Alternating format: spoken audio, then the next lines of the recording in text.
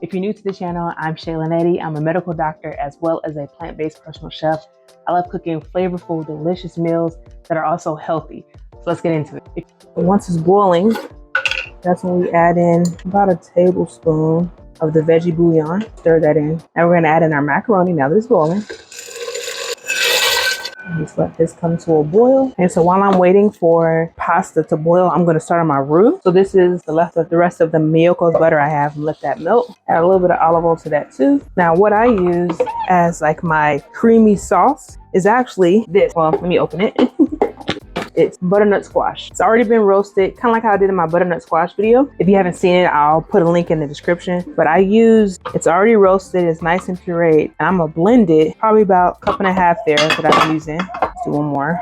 I'm gonna blend it with some coconut milk, probably about a quarter of a cup, pinch of salt, and a little bit of paprika, just because it has a little smokiness, not a lot. A little bit of this nutritional yeast. I like using this because it can add kind of a cheesy light flavor. Some onion powder. Essentially, I'm seasoning what is going to be like the cream sauce base. Some garlic powder, a little bit of that mushroom spicy rub that I love, and a dab of white pepper.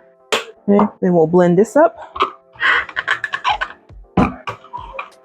So anytime I make pasta, I usually save the water because that water has a lot of the starches in it, and that actually will help thicken things.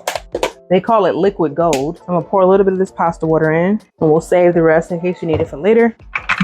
If you don't have pasta water hanging around like me, you could use the pasta water from the boiled macaroni that we're making. All right, that's what our sauce is looking like. Got a nice thick texture, got a pretty color, and delicious flavor. All right, so let's get back to the roux. So our butter's melted. I'm gonna add in this chopped onion. You don't have to do this part, but I just like the flavor of onions. I just finely chopped it. Another good option is like shallots as well. It's really nice. That's the other reason why I added olive oil to it, because I knew I was going to saute it a little bit in there. And now we're going to add in our minced garlic. And garlic can burn really fast, so this will probably be in there for like, maybe 20-30 seconds. I'm usually just stirring it while it's in there so it doesn't burn. Once I start to smell the garlic, that's when I go ahead to the next step. Now we're going to take our flour and a whisk and whisk the pan while adding in our flour. About a quarter of a cup of flour. And this is important because this is what's going to help the roux be nice and thick. We have to do this step because it helps cook off the rawness of the flour, but then let the sauce be actually thick because of the flour agent. So it'll work well with the pasta water that we already have too. So if you didn't have pasta water just laying around like me, you can use the pasta water from the macaroni that we're boiling at the same time. And what I'm looking for is like a kind of pasty look, a little bit of browning, not a lot, because we don't want this to burn. Once we see enough, then we'll add in some plant-based milk. I'm using soy milk. You can use almond milk, oat milk, something that's creamy. And then we'll add in our butternut squash sauce. Add in our soy milk. Stirring this all together.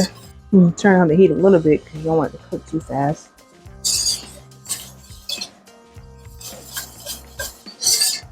I'm going to add in our sauce here. Oh, actually, before I add the sauce, let me add a little bit of flavor to our initial base. Add 2 pinches of salt. You can taste this. I'm going to add a little bit more of this pasta water. Yeah.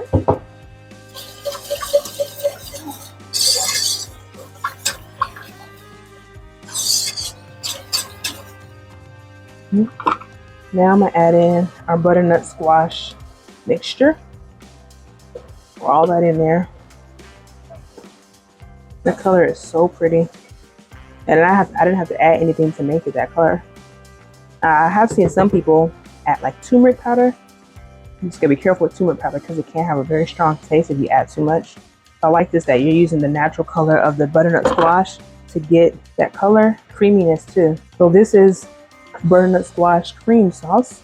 You can see it's not like a cheese sauce, right? But it has that pretty color. Flavor is there without having to use any vegan cheese. I don't really like using vegan cheese because I think the flavor has this weird aftertaste. At least all the ones that I've tried. So a couple things I'm gonna add now. I'm gonna add a little bit more smoked paprika. This is how I made it growing up with my mom. Just a touch of dijon.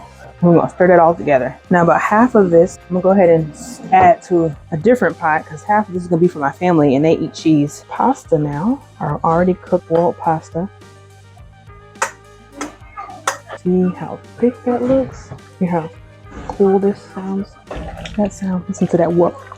Okay, for the next step, we're gonna do the topping for the macaroni. So I'm not using to go good with the texture of the creaminess when I put it in the oven. So I'm doing this fried or shallow fried Panko breadcrumbs. So that was a little bit of olive oil, put down some breadcrumbs, put some nutritional yeast because remember that gives it a nice kind of cheesy light flavor. I'm also gonna add a little bit of paprika in there and just salt and just a very small amount of garlic powder. And we just fry this up. It's not really frying, it's more like saute, a nice gentle saute. Put it on like medium heat. You can see it's already, the panko breadcrumbs are already browning up a little bit. And this is gonna be flavor and texture on top of the macaroni. It shouldn't take too long.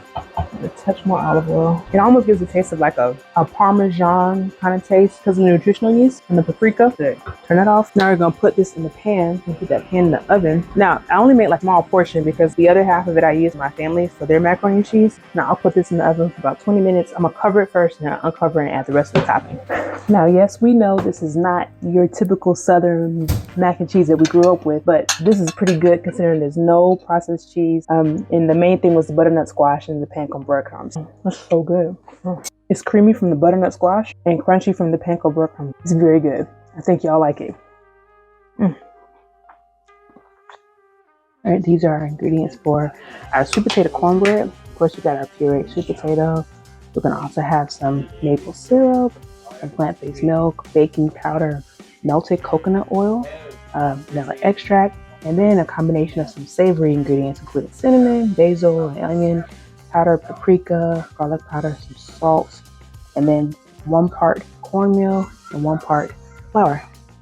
So when I first started baking and doing baking recipes, I made the mistake of trying to mix all the liquid and the dry together. So in my opinion, it's important to start with the dry ingredients first. So go ahead and mix in your flour, your cornmeal, baking soda, the salt, and the seasoning medley that I had on the screen. The description or the details will be in the description. Mix all that together. That way when you add in the wet ingredients, it's very well combined. My grandmother made the best cornbread in my opinion, and for a long time I used to do the Jiffy, but this recipe, it's got a little bit of sweetness with the sweet potatoes and with the maple syrup. No refined sugar. Not having refined sugar doesn't mean that it doesn't taste sweet. It just means that the sugar that you're using is not as processed. When you do combine the wet with the dry, I use a spatula just to make sure I'm combining it softly so that the flour doesn't get too thick. Now I realized halfway through I have forgotten to add the coconut oil, so that's why it looks kind of crazy. But we made it work. I oiled up this cast iron pan and just smoothed this out. This particular recipe, I was doing it for a friend. She paired it with some chili, which is another good combo. The best part of this recipe that really takes it over the edge is the maple syrup glaze at the end. So once you've baked the recipe, once you've baked the sweet potato, go ahead and add that maple glaze. Look at that shimmer on there. I'm telling you, that is what puts it over the top. I'm taking this for my Thanksgiving, for my family's holidays. I think you'd love the vegan collard greens video. Just click on this video on the right and I will see you in the next video. Thanks for watching.